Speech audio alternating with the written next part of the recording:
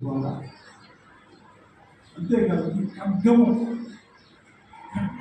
దేవుడు తన పిల్లలకి ఇచ్చాడు. తన భక్తులందరికీ కనిపిదే ఏదైతే ఈ వాక్యం ఉందో, ఈ సత్యం ఉందో అదే ఖడ్గం. వాక్యం అనే ఖడ్గం. పెద్దల హల్లెలూయా.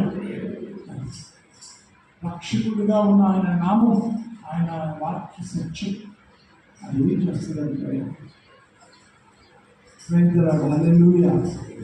వీటి ద్వారా దేవుడట వీటి వలన ఈ తన బిడ్డల ద్వారా ఆయన చేయదలచిన తన బిడ్డల ద్వారా జరగాల్సిన దేవుడు ఆజ్ఞాపించిన సత్యం ఉంటుంది. ఇప్పటివరకు మనం ఏమైనాం, దేవుడు మనకు సహాయం చేస్తాడమ్మా, కాపాడుతాడు అని చెప్పుకున్న మంచిదే. రెండోది ఆయన వాక్యం ఇచ్చాడు, ఆయనే